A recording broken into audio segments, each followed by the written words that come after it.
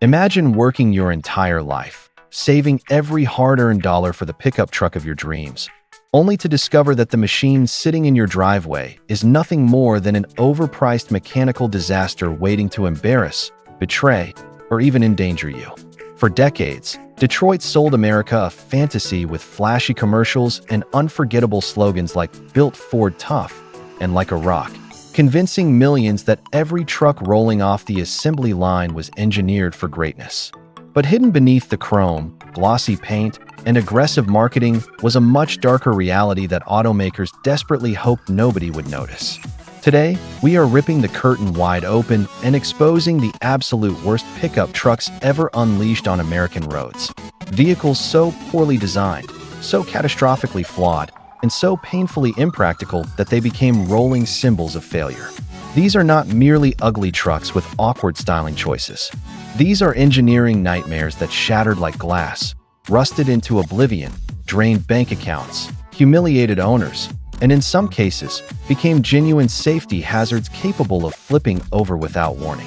And trust me, by the time we reach the horrifying disaster sitting at number 10, you may never look at classic American trucks the same way again.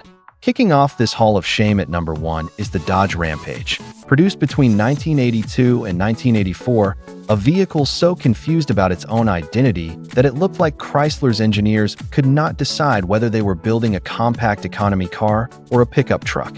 Built on Chrysler's front-wheel drive L-body platform, the exact same foundation used for the painfully boring Dodge Omni hatchback, the Rampage was essentially an economy commuter dressed up in a cheap truck costume.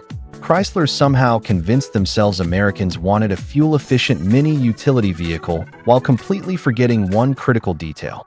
Pickup trucks are supposed to do actual truck work. The disaster became even more obvious under the hood, where buyers were greeted by a pathetic 2.2-liter engine producing a laughable 84 horsepower. Dodge boldly claimed this fragile unibody machine could carry a 1,000-pound payload, but in reality, the moment you actually loaded the bed with dirt, lumber, or heavy cargo, the front-wheel drive layout turned the truck into a helpless spinning mess. The front tires would lose traction almost instantly, leaving drivers stranded and spinning in parking lots while barely crawling forward at walking speed. It was the perfect example of a vehicle that talked tough but completely collapsed under pressure. While the Rampage was not outrageously expensive to purchase, the buyer's remorse arrived almost immediately the first time owners realized even a basic sheet of plywood would not properly fit in the bed. Unsurprisingly, Dodge mercifully killed it after only 3 miserable years, finally realizing American buyers wanted real trucks instead of glorified hatchbacks pretending to be workhorses. But as embarrassing as the Rampage was, it looked almost reasonable compared to the bloated automotive whale waiting at number 2, the Ford Ranchero from the smog-choked late 1970s. By 1977, the once sleek Ranchero had transformed into an enormous land yacht based on the gigantic Ford LTD2 platform, stretching over 220 inches long, with a front overhang so massive it practically needed its own zip code. Ford tried to market it as the perfect combination of luxury and utility, but instead created a bizarre compromise that failed miserably at both jobs. Under the hood sat gigantic engines strangled by emissions regulations, producing an almost unbelievable 173 horsepower while dragging around more than 4,000 pounds of steel. Driving one felt like towing a house with a lawnmower engine. Accelerating to highway speed took forever, while fuel economy hovered around an atrocious 10 miles per gallon, turning every trip to the gas station into financial torture. The suspension floated like a sinking boat, corners felt terrifyingly vague, and despite its truck image, most Ranchero owners never hauled anything more demanding than groceries. It was too soft and fancy for real labor, yet too awkward and strange to compete with proper luxury cars.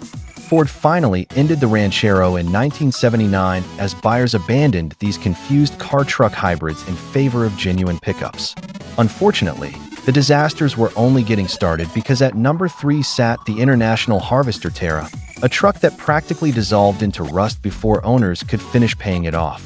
Produced from 1976 to 1980, the Terra came from a company legendary for building indestructible farming equipment, so buyers naturally assumed their trucks would be equally bulletproof. They were horribly wrong. The Terra was marketed as a rugged mid-size truck ready to conquer any terrain, complete with a unique fiberglass half-cab top.